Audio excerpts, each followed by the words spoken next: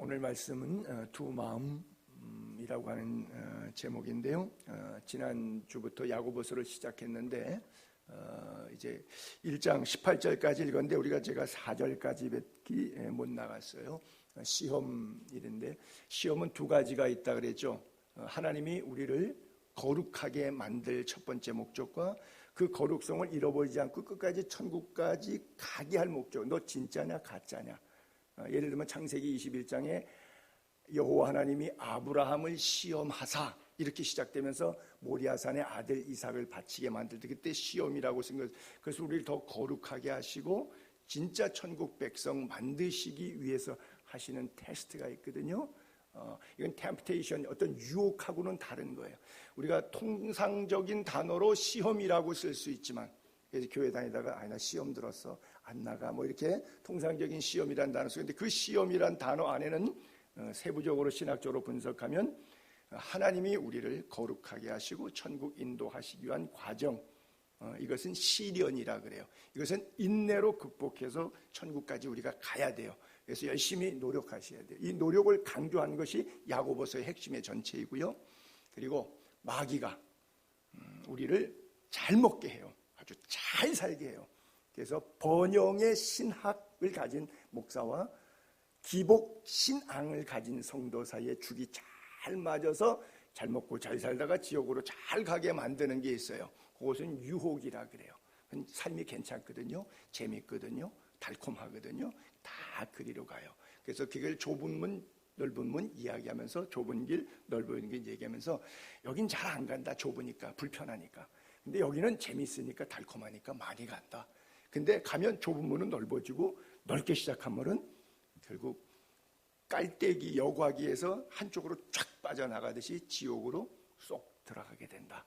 그래서 우리가 시련을 잘 참고 견뎌서 마귀의 유혹에 넘어가지 않게 되기를 바란다. 그리고 여기 핵심이 오늘 본문도 나오지만 그 이유는 바로 내 욕심.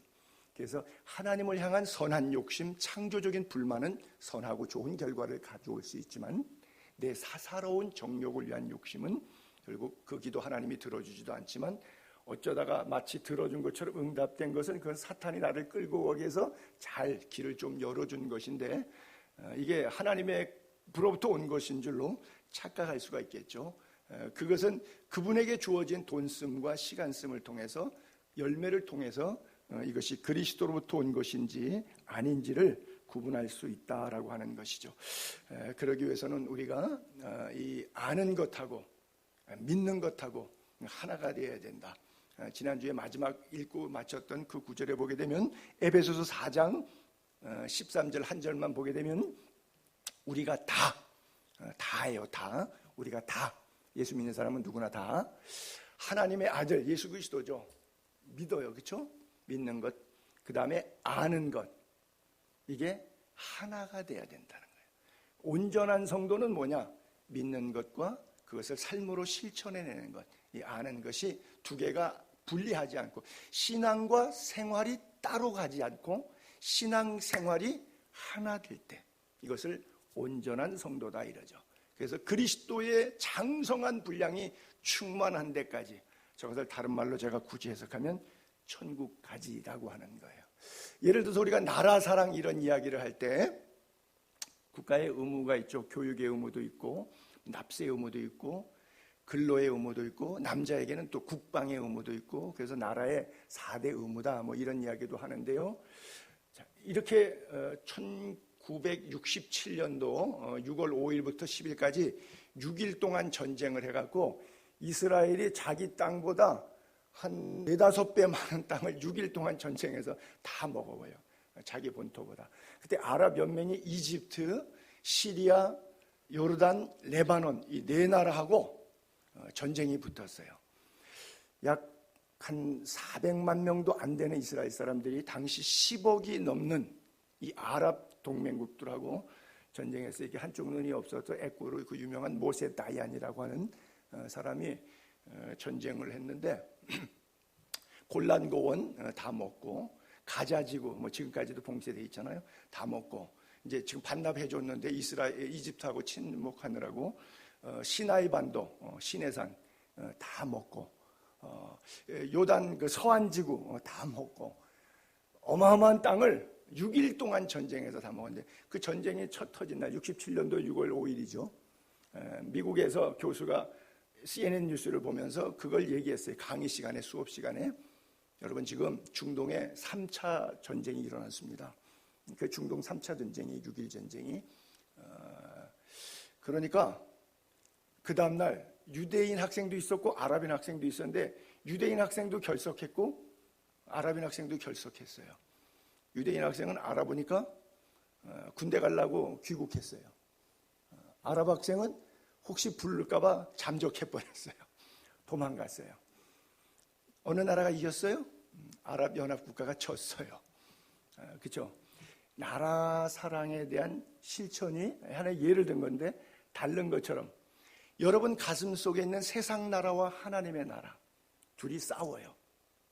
여기에서 여러분들의 삶의 비중을 정말 세상 나라를 사랑하는지 하나님 나라를 사랑하는지는 그 싸움 속에 제가 전쟁사를 신뢰 들었던 것처럼 그 싸움 속에서 우리가 이해해 볼 수 있죠. 한자에 왜 이런 글 있죠?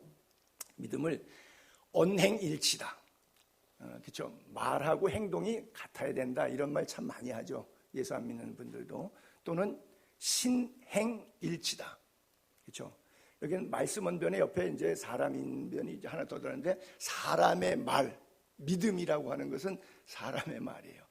근데 사람의 말이 믿음이 안 가는 게 많죠. 그래서 믿는 것과 행동하는 것, 이것이 하나 돼야 된다. 그러니까 제가 야고보서를 쭉 강의하면서 준비하면서 단어가 바로 이게 탁 머릿속에 들어오는 거예요. 야고보서 핵심 바로 이거예요. 언행일치, 신행일치. 그래서 신앙생활, 이것이 조화를 이루는 것. 그래서 아는 것도 믿는 것도 중요하죠. 교회 가서 성경 공부도 하고 예배 드리면서 말씀도 배우고 또 뭐 성경 퀴즈에서 정말 1등 할 만큼 골든벨을 울릴 만큼 좋고 또 목사님이 설교하면 또 노트 필사해 갖고 뭐 파일로 이렇게 정리해서 또 큐티에 자료 활용하는 것도 좋고 기도 시간 모여서 기도하거나 개인 가정이나 일터에서 출근해서 첫 시간에 잠시 성경 읽고 1, 2분이라도 5분, 10분이라도 기도하는 것, 그거 다 좋은 거죠. 근데 아는 것과 믿는 것이 이 두 가지가 분리되지 않고 하나 되는 것, 이게 너무나 중요해요. 그래야 온전한 그리스도인이라고 하는 것이죠. 여러분, 믿음은 어디서 증명되냐면 교회에서는 증명이 안 됩니다. 사실은 몰라요. 제가 여러분 믿음이 얼마나 좋은지, 제 믿음이 얼마나 좋은 믿음인지 사실 잘 구분이 안 돼요. 어렴풋이 알 것 같으면서 정확하게 진단이 안 되기 때문에 오판될 수 있어요. 하나님은 정확히 아시죠. 뭘로 알아요? 열매로 아는 거예요. 그렇죠? 우리가 참 믿음이 좋은 사람이다. 예배 안 빠져. 11조 해. 뭐 이런 것 갖고 믿음이 좋다 나쁘다. 여러분, 예배 안 빠지고 교회 나오고 11조 꼬박꼬박 한 사람 가운데 지옥 갈 사람 수두룩 빡빡합니다. 목사 가운데서 지옥 갈 사람 수두룩 빡빡합니다. 아는 것과 믿는 것이 삶으로 열매로 하나가 증명이 되면 그건 사실이에요. 근데 이게 안 되는 사람들이 많잖아요. 우리가 신앙생활하면서 교회 나오면서 이 괴리감을 느껴요. 왜? 이게 상황에 의해서, 부부관계에 의해서, 직장관계에 의해서, 친구관계에 의해서, 물질관계에 의해서 이게 자꾸 불어큰되는 거예요. 깨지는 거예요. 힘들은 거예요. 그래서 온전한 믿음 생활하기가 어려운데 어렵도록 사탄이 자꾸 만들어줘요. 그래서 우리가 그럼에도 불구하고 우리가 상황과 건강과 물질과 인간관계를 뛰어넘어서 예수 그리스도를 어떻게 잘 믿을 것인가? 너무 쉬운 답을 말씀드리면 열심히 하나님께 기도하세요. 하나님은 여러분들을 물리치지 않습니다. 오늘 본문 시작할 때 5절부터 8절까지 이런 표현이 나오죠. 너희 중에 누구든지 지혜가 부족하거든 모든 사람에게 후히 주시고 꾸짖지 아니하시는, 우리 하나님에 대한 수식어를 앞에 두 가지를 형용했는데 후히 주신다, 꾸짖지 않는다. 우리는 자식이 부모에게 얼마 주세요? 그러면 후히 줄 때보다도 덜 줄 때가 많죠. 그 다음에 그거 주면서 너 지난번에 쓴 돈은 어디다가 쓰고 또 그러는 거야. 그리고 꾸짖으면서 마지못해 주기도 하죠. 우리 부모는 그럴 수 있어요. 근데 하나님은 후히 줘요. 우리가 온갖 구하는 것이나 생각하는 것보다 더욱 능히 넘치게 채워주셔요. 저나 우리 사람이 늘 많이 했던 얘기가, 선교지에서 이거 필요해서 기도해야지 생각하고 기도는 안 하고 생각만 했는데 그 다음날 생겼어. 이게 우스운 얘기 같지만요, 삶에 배어있는 간증이에요. 그게 23년 세월이었어요. 우리 하나님은 생각만 해도 주시더라고요. 그러니까 구하면 당연히 주시죠. 후히 주시고 절대 꾸짖지 않으세요. 너 그것 때문에 그런 거야, 그래서 그런 거야, 토를 달면서 이야기하지 않으세요. 그냥 아버지 앞에 와서 아버지, 그러고 구하니까 하나님이 아무 말씀 안 하시고 후히 주시고 꾸짖지 아니하십니다. 그 하나님께 구하라, 그리하면 주시리라 그래요. 예수를 잘 믿고 싶은데 지식이 짧고 지혜가 짧아서 잘 못 믿을 수 있잖아요. 하나님, 나 예수 잘 믿고 싶어요. 지혜를 주세요. 왜? 지혜의 근본, 지식의 근본은 여호와 경외하는 데 있어요. 경외라고 하는 단어는 두 가지를 내포했다 그랬죠. 하나는 사랑이란 단어와 하나는 두려움이라는 단어. 하나님의 존재에 대한 사랑, 내 죄를 구속했기 때문에 하나님을 신뢰하고 사랑하는 것. 그 다음에 그 하나님에 대해서 내 꼬봉으로 모슴으로 부리는 것이 아니라 나의 주인으로 모시는 것, 경외하는 것, 두려움으로 섬기는 것, 예배하는 것. 그래서 경외라고 하는 이 단어 자체는 바로 그 속에 사랑과 두려움이 같이 붙어 있는 거예요. 그리고 이 온전한 사랑 속에서 N극과 N극끼리 밀어내듯이 사랑이 두려움을 밀어내는 거예요. 그래서 우리가 하나님을 참되 경외할 때, 이 두 가지 자세를 대할 때 하나님은 둘을 우리 가운데 사랑과 두려움을 받으시고 내 안에 하나님의 사랑으로만 채우시고 내 안에 두려움은, 세상을 향한 두려움은 쫓아주시는 거예요. 그러면 위로부터 내리는 평안을 얻어서 심령의 평안과 육체적인 강건함과 사업의 형통함과 가정적인 평안함 속에서 신앙생활할 수 있도록 하나님이 이끌어 주시는 거예요. 그걸 구하라고 하는 거예요. 그걸 붙잡으라고. 오직 믿음으로 구하고 조금 더 의심하지 말라. 저나 여러분이나 단점이 그거 뭐죠? 기도 안 하는 것 아닌데 한두 번만 해보죠. 안 되더라. 한두 번 해보니까 안 되더라. 엉뚱한 사람의 예지만 1700년 전에 참회록을 쓴 어거스틴이라고 하는 사람은 기독교 교부 시대 최고의 성자입니다. 근데 당시에 그 친구는 최고의 깡패였습니다. 엄마 모니카가 깡패 아들을 위해서 눈물로 14년 동안 기도했는데 그가 성자가 돼요. 하나님의 도성, 참회록, 이런 주옥 같은 기독교인들의 고전 경전을 1700년 전에 만든 사람이에요, 어거스틴. 그래서 믿음으로 구하고 조금 더 의심하지 않으면 때가 참에 하나님의 예정 경륜 섭륜 속에서 우리에게 응답하실 겁니다. 의심하는 자는 예를 들었어요. 바람에 밀려 요동하는 바다 물결.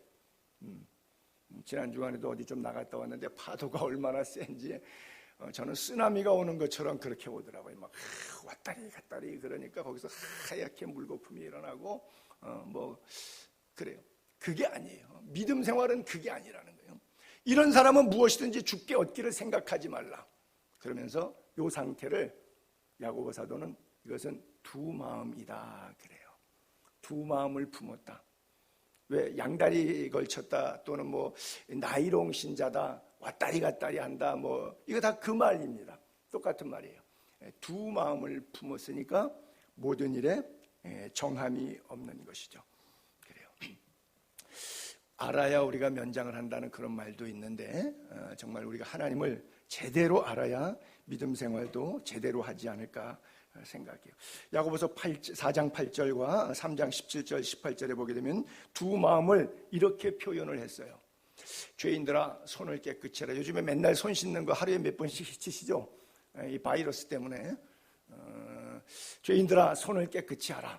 그러니까 영적으로 우리가 바이러스가 혹시 묻었을까 봐 씻고 묻지 않도록 씻고 자꾸 씻잖아요. 그러니까 육체적으로도 바이러스 때문에 손을 씻듯이 영적인 바이러스가 있을 거 아니에요. 내 영혼을 병들게 만들려고 찾아오는 사탄의 바이러스들. 그것도 영적인 손을 깨끗이 씻어야 되겠죠. 두 마음을 품은 자들아 마음을 성결하게 하라. 근데 그 성결을 이렇게 말하고 있어요. 위로부터 난 지혜는 첫째는 성결하다. 위로부터 하나님으로부터죠. 위의 것. 그렇죠? 다음에 화평, 관용, 양순, 긍휼, 선한 열매, 편견 없고 거짓 없고. 여기에 한 8가지가 쭉 나오는데 8가지 열거된 가운데 제 1번이 첫째 성결하고, 그다음에 나머지는 다음에, 그리고 이렇게 줄줄이 열거돼서 나오거든요. 그러니까 8가지 중에서 주님은 탑 프라이어리티, 위로부터 내리는 지혜 가운데 가장 탑 프라이어리티는 뭐냐? 성결한 지혜라고 하는 거예요. 저 지혜를 8개로 구분해서 분석해도 하나씩 이해해 볼 수 있어요. 예를 들면 지혜가 긍휼의 지혜도 있고, 화평케 하는 지혜도 있고, 관용하는 지혜도 있고, 또 편견이 없는 지혜도 있고, 거짓이 없는 지혜도 있고, 여러 가지 8가지로 분석할 수 있다는 거예요, 지혜를. 근데 그 지혜 가운데서 가장 중요한 탑 프라이어리티, 우선순위 되는 지혜는 성결이라고 하는 거예요. 성결은 누가 해야 되는 거죠? 우리 자신이 스스로 해야 되는 것이죠. 어떻게 가능하다고 써 있죠? 말씀과 기도로 거룩하여 지민이라 그랬어요. 그래서 다른 방법이 없습니다. 말씀과 기도 속에서 우리가 날마다 성결해질 수가 있어요. 두 마음을 품는다. 어저께 어떤 다른 교회 권사님하고 얘기를 좀 했는데, 목사님, 나는 왜 믿음이 이런지 몰라요. 자꾸 교회 가서 이렇게 말씀 들을 때 잘 믿을 것 같은데 또 이렇게 나와다 보니까 세상 살다 보면 내가 믿는 사람 아닌 것처럼 이렇게 살고, 그래서 이게 왔다리 갔다리 해요. 제가 그림을 올려볼게요. 사형리 그림 여러분들에게 한번 예전에 이제 보여준 적이 있는데, 내 인생에 내가 주인인 사람, 여기 보게 되면 이게 내 인생이잖아요. 내 인생의 의자에, 왕자에 내가 주인이고, 예수 그리스도는 나의 삶의 밖에 있으니까 교회 안 다니는 사람, 예수 안 믿는 사람이죠. 그리고 예수 그리스도가 나의 주인인 사람, 내 인생의 왕자에 나는 내려앉아 있고, 예수님이 내 인생의 주인, 운전대 잡고 계신 분이죠. 그러니까 이 초록색이라는 것은 어떤 나의 삶의 문제들, 뭐 건강 문제, 가정 문제, 뭐 결혼 문제, 물질 문제, 육신 문제, 뭐 이런 나의 삶의 문제들인데 상당히 나 자신도 혼란스러워요. 왜? 내가 주인이니까 내 문제를, 내 인생을 내가 해결하려니까 인생이 참 피곤하잖아요. 이게 굉장히 무질서해요. 근데 내가 주님께 신뢰하고 말씀대로 십자가 따라갈 때, 주님 따라갈 때 모든 내 인생의 문제들을 주님이 정리를 해주는 거예요. 내가 정리하려니까 정리가 잘 안 되는데 주님이 정리하시니까 말씀 안에서 질서가 잡힌다는 거예요. 그래서 이 사형리 책 가지고서는 저한테 그 전도지 놓고 이 2가지 그림을 이야기하면서 자기는 여기서 왔다리 갔다리 하는 것 같다고 이렇게 그래요. 여러분들도 그래요? 그래서 제가 그랬어요. 권사님이 여기서 여기를 왔다 갔다 하는 게 아니라 요 그림을 안에다가 그려서 제가 백지로 설명을 해줬거든요. 요게 교회 밖에 있는 사람이잖아요. 예수 안 믿는 사람. 근데 요 십자가를 여기 안에다가 집어넣는 거예요. 근데 밑에다가 집어넣는 거죠. 내 인생의 주인은 여전히 나이고, 교회는 다니지만 이게 내 인생의 밖에 있지는 않아요. 십자가가 안에는 있지만, 그러나 예수님이 발밑에 있는 거죠. 요 그림과 반대로 있는 거죠. 그러면 거기서 왔다 갔다 하는 거죠. 바로 똑같이 이게 십자가가 안에 있다고 생각하고 바로 이 두 그림 사이에 왔다 갔다 하는 거죠. 어떤 때는 내 인생의 주인이 나이고, 어떤 때는 예수님이었다가, 믿음 좋을 때는 하나님 말씀대로 순종하겠습니다. 그러다가 주여, 여기서는 나여, 주여, 나여, 주여, 나여, 이렇게 이제 반복하는 그런 신앙생활을, 이걸 뭐라 그러냐? 두 마음을 품었다 그러는 거예요. 주인이 자꾸 바뀌는 거예요. 그래서 모든 일에 정함이 없는 자들이라 그랬어요. 여러분들은 예수를 믿고 신앙생활 안에서 주님이 내 인생의 창조주이시고 주인이다, 내 인생의 왕자에 올려드리기로 했으면 그 다음은 주님 말씀 따라 자꾸 두 마음 품지 않고 끝까지 믿음의 신실한 선한 역사 이루게 되기를 바랍니다. 자, 9절, 10절, 11절에 보게 되면 낮은 형제는 자기의 높음을 자랑하고 부한 자는 자기의 낮아짐을 자랑할지니 이는 그가 풀의 꽃과 같이 지나감이니라. 해가 돋고 뜨거운 바람이 불어 풀을 말리면 꽃이 떨어져 그 모양 아름다움이 없어진다. 부한 자도 그 행하는 일에 이와 같이 쇠잔한다 이렇게 써 있거든요. 자, 낮은 형제는 높음을, 부한 형제는 낮아짐을 자랑하라 그래요. 그것은 야고보가 성경 구절에 이렇게 써 있는데 그런 의도를 가졌을 거예요. 나는 못 배웠어, 나는 못 가졌어, 나는 몸이 약해. 이게 뭐 열등감이라면, 여러분 안에 예수 그리스도의 생명이 담겨 있으면 그것으로 만족하는 거예요. 그것으로 so proud 왜 십자가 붙들고 사니까. 그래서 주변과 상황과 육체적 한계 때문에 그 안에 계신 예수 그리스도를 과소평가하는 열등감 속에 살지 말라고 하는 이야기고요. 또 하나는 뭐 좀 있다고, 권력도 있고 몸 좀 건강하다고, 뭐 물질도 좀 넉넉하다고 해갖고 자기가 높은 줄 알면 너 쓰레기에 불과하고 툭 치면 깨질 진흙덩어리야. 그러니까 진흙이 뭘 그렇게 잘난 척하지 마라. 풀의 꽃과 같이 지나가. 그래서 빨간 글자로 세 가지가 지나간다, 없어진다, 쇠잔한다. 이게 뭐예요? 인생을 그렇게 표현한 거예요. 그래서 예수 믿는 사람은 열등감에 들어가서도 안 되고, 뭐 좀 있다고 우쭐거리면서 교만해서도 안 되고, 자기가 연약한 질그릇인 줄 알고 그 안에 담겨진 보배 때문에 약할 때 강함 주시는구나, 내 힘이 내에서 나로부터 나오지 않고 하나님의 능력으로부터 오는 것이구나, 이렇게 신앙생활 하라고 권면해 주고 있는 거죠. 아주 역설적인 진리이죠. 예레미야 9장 23절에도 예레미야 선지자가 이렇게 말하죠. 여호와께서 이와 같이 말씀하시되 지혜로운 자는 그 지혜를 자랑하지 말라, 용사는 그 용맹을 자랑하지 말라, 부자는 그 부함을 자랑하지 말라. 그렇잖아요. 자랑하는 자는 이것만 자랑해라.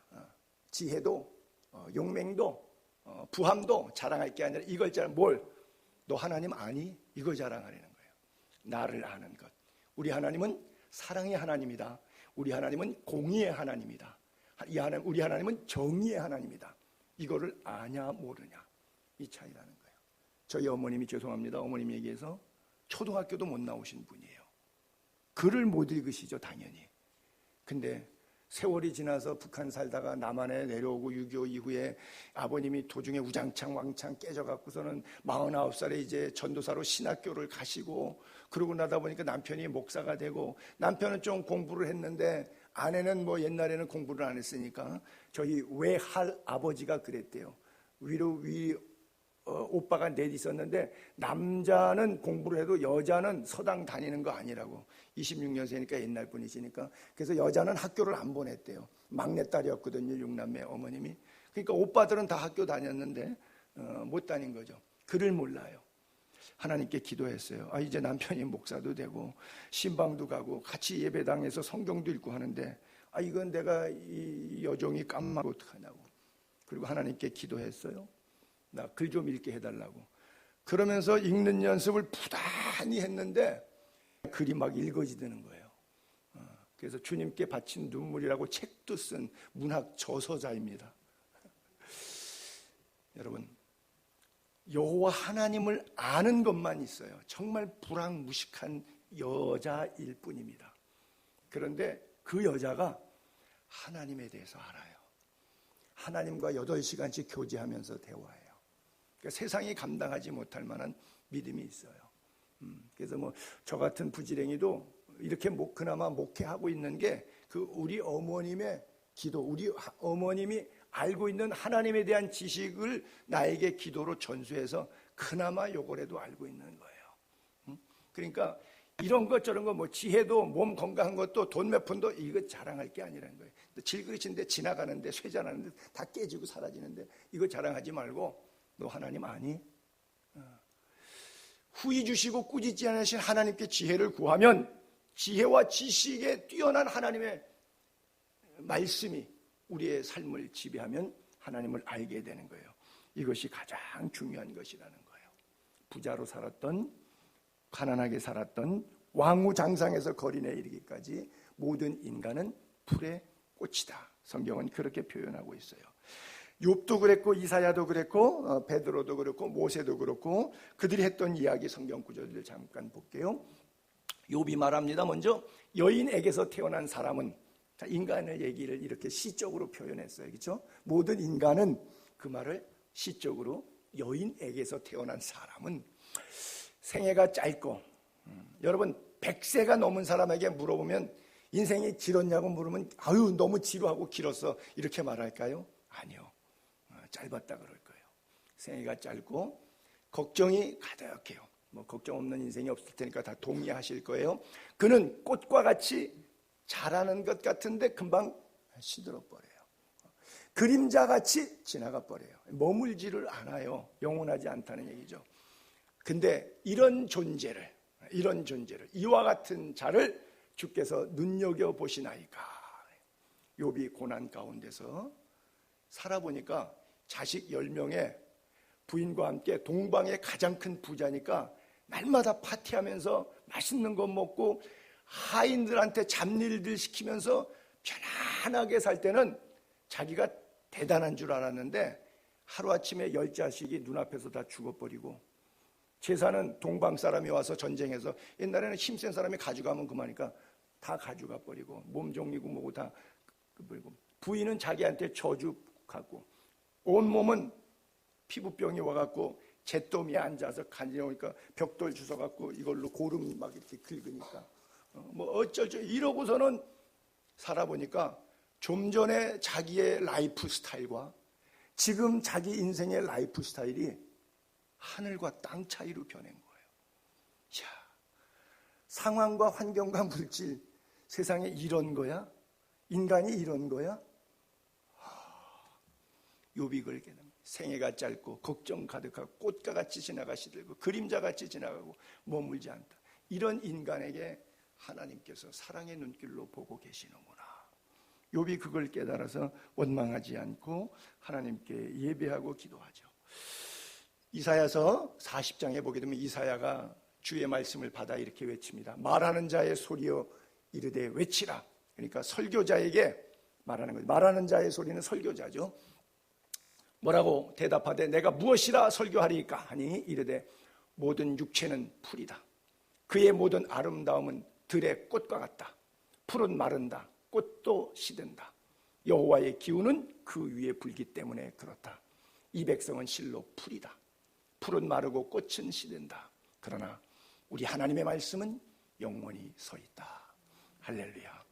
나는 이 사실이 여러분 믿어지게 되기를 바라요. 야고보서 다음에 베드로서인데 히브리 야고보 베드로서 이렇게 쭉 나오는데 그게 전부 다 핍박, 환난, 배교의 직전에 있었던 시대적 상황 속에서 기록된 메시지들이거든요.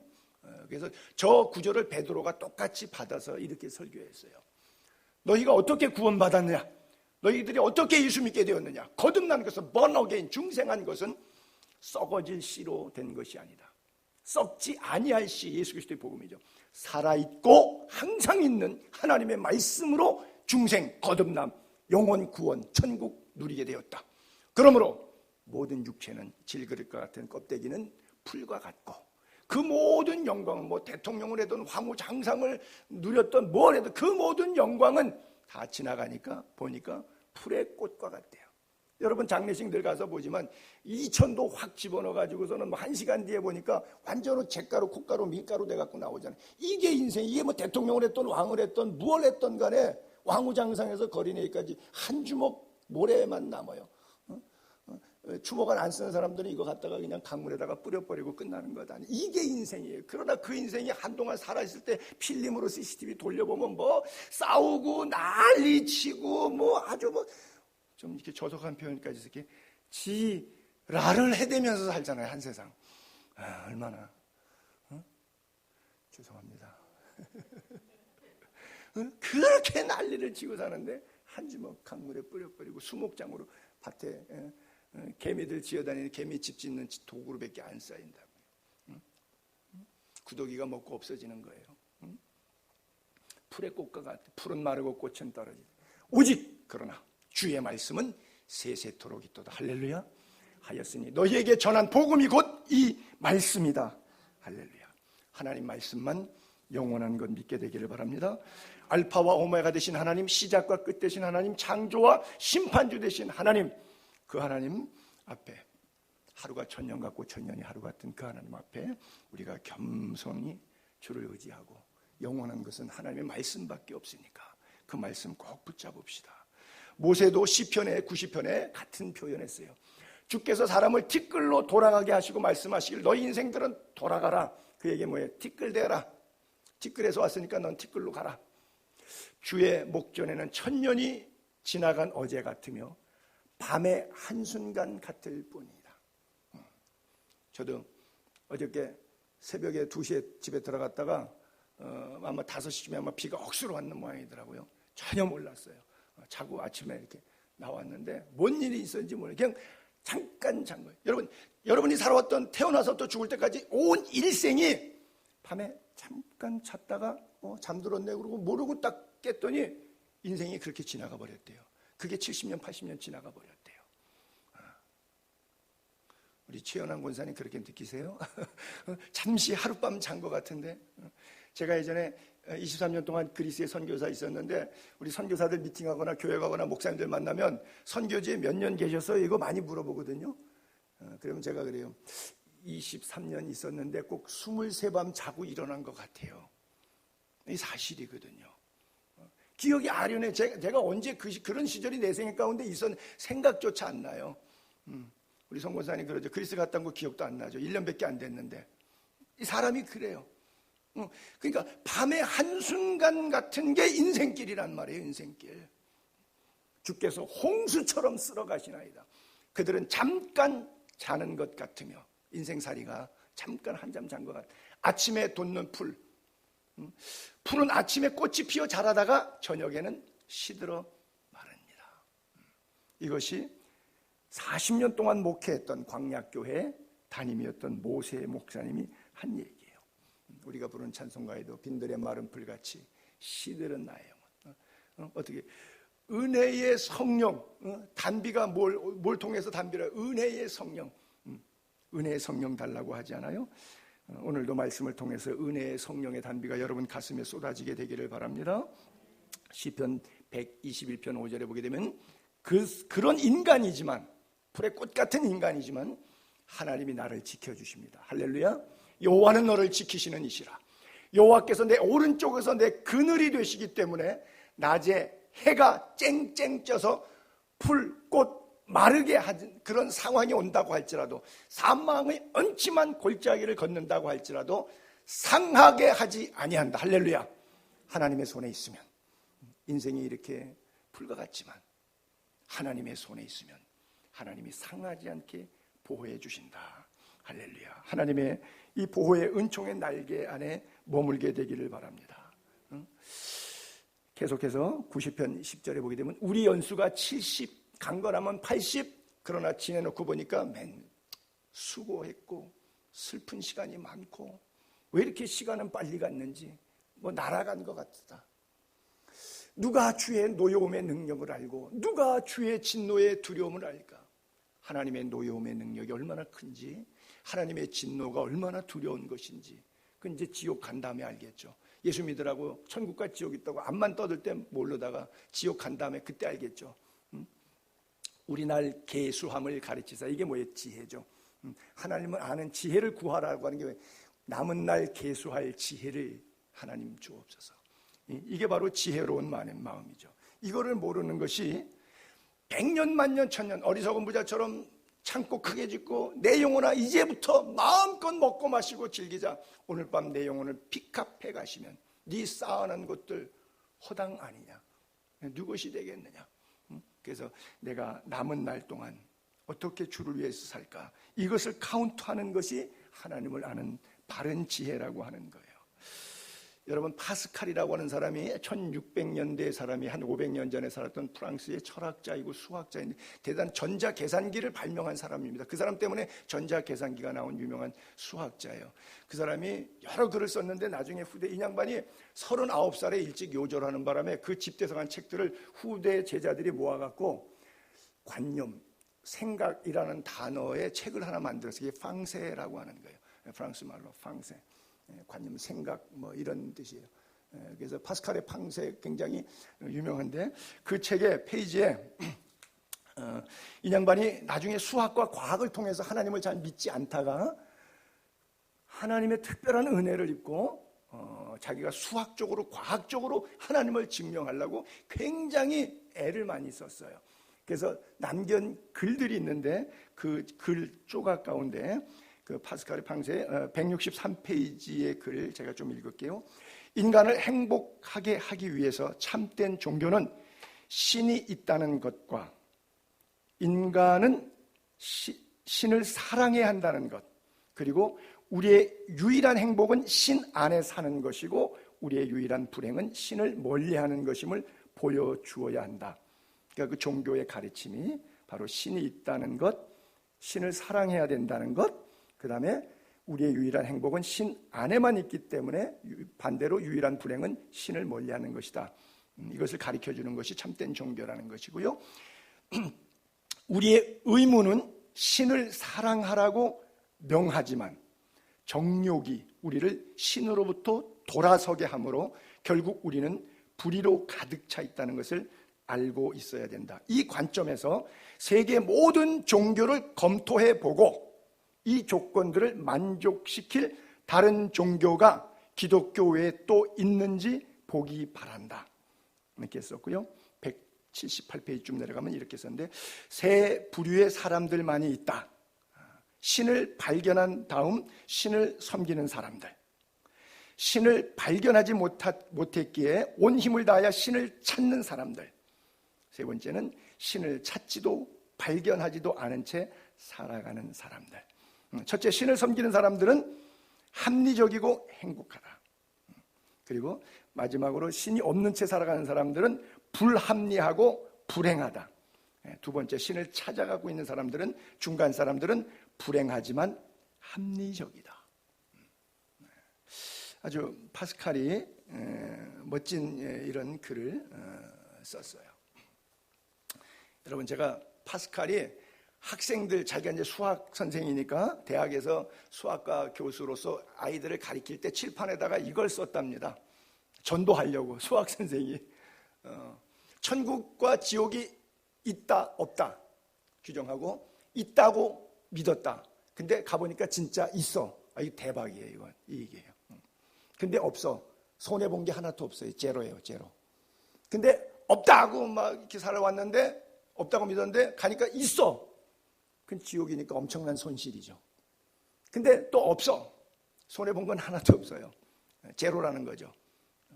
그가 가진 단순한 수학적인 진리로 이 수학자가 학생들을 대학에서 이렇게 굉장히 어찌 보면 유치하잖아요. 요즘에 이런 걸로 판서해놓고 강의한다 그러면 500년 전 강의인데 학생들이 전도 설득 당하겠어요?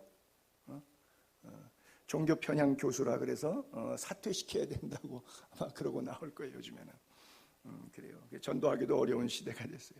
자, 12절부터 시험을 참는 자는 복이 있다. 이는 시련을 견뎌낸 자가, 시험을 참는 자, 시련을 견뎌낸 자가 복이 있다. 주께서 자기를 사랑하는 자들에게 약속하신 생명의 면류관을 얻을 것이기 때문이다. 생명의 코로나. 이 바이러스가 코로나라고 이름을 붙여가지고 아주 제가 불쾌하고 기분이 나쁜데, 어쨌든 이 바이러스가 이게 면류관을 쓸 게 아니에요. 생명의 면류관을 얻을 것이기 때문이다.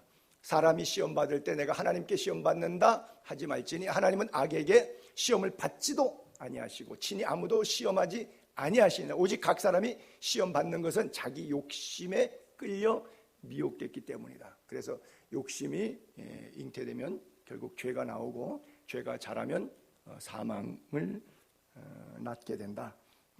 그렇죠. 시험은 누구나에게 있고 시험은 끝이 없죠. 한 번 왔다고 다시 안 오는 것 아니죠. 그러나 7번 넘어져도 또 8번 일어나는 오뚜기처럼 여러분들이 그리스도 안에서 말씀 붙잡고 다시 일어날 수 있게 되기를 진심으로 바랍니다.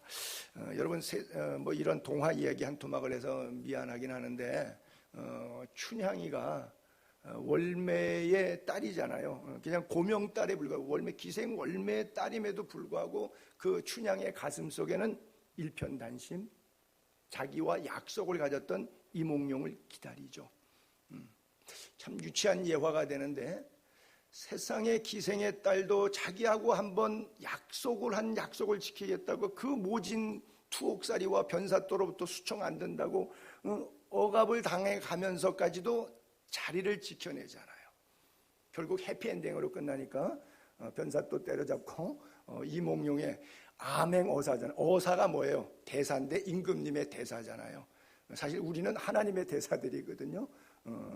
암행 몰래 돌아다니면서 임금님의 명령을 수행하고 있는 제2의 임금님의 왕비가 되는 거죠. 그렇죠? 여러분, 시험을 참는 자가 복이 있다. 생명의 면류관을 얻게 된다. 성경에 이제 야고보 3장 가면 똑같은 스토리가 나오는데 2장에 25절에 보게 되면 기생 라합 이야기가 바로 그래요. 비록 기생 라합이지만 행함으로 의롭다 했어요. 그래서 영혼 없는 몸이 죽은 것처럼 행함이 없는 믿음은 죽은 것이다. 저 시대적 상황으로는 기생 라합은 걸리면 속였기 때문에 걸리면 그냥 사형당하는 겁니다. 목숨 걸고 행동으로 어떤 것이 하나님의 편인가, 하나님의 편에 서기로 작정한 것이죠. 우린 때때로 인생살이 하면서 둘 중에 하나 결정해야 될 때가 있을 거예요. 욕심이 잉태한 즉 죄를 낳고 죄가 장성한 즉 사망을 낳는다 그랬어요. 여러분, 인생길 너무 지나치게 삶에 욕심 부리지 않게 되기를 바랍니다. 그렇다고 대충 살아라고 하는 건 아주 처절하게 열심히 사십시오. 긍정적으로 적극적으로 사십시오. 그러나 모든 것이 하나님께로부터 왔고 하나님의 선한 역사 이루다가 하나님의 품에 간다고 하는 근본적인 성서적 신앙관에서 벗어나지 않게 되기를 바랍니다. 주변이 힘들어지거나 또 너무 세상이 재밌어지거나 어떤 상황에서도 좌우로 치우치지 않고 행함을 따라 지금 말씀대로 행하는 그런 그리스도인 될 수 있기를 바랍니다. 16절, 17절, 18절에 보게 되면 형제들아 속지 말라. 마지막 부분에 모든 은사, 온전한 선물은 다 위로부터 빛들의 아버지께로 온다. 이 성결한 삶이죠. 변함도 없으시고 회전하는 그림자도 없으신다. 여전히 우리를 사랑하신 하나님, 그가 그 피조물 중에서 우리로 한 첫 열매가 되게 하시려고 자기의 뜻을 따라 진리의 말씀으로 우리를 낳으셨느니라 그랬어요. 여러분, 우리를 누가 낳았어요? 원숭이가 진화됐어요? 아니에요. 우리 부모님, 할머니, 할아버지, 또 증조, 고조, 선조 끝없이 계속 올라가면 또 사람이죠. 그 마지막 사람이 바로 첫사람이에요. 그 첫사람이 아담이고요. 아담은 하나님이 만드셨어요. 이 너무 쉬운데 이걸 잘 믿지 않는 것이죠.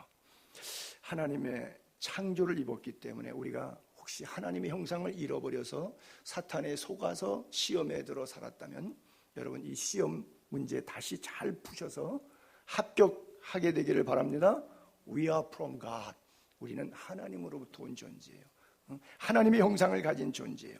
그래서 늘 하나님 위의 것을 생각해야 돼요. 골로새서 3장 1절에 위의 것을 생각하라 그러죠.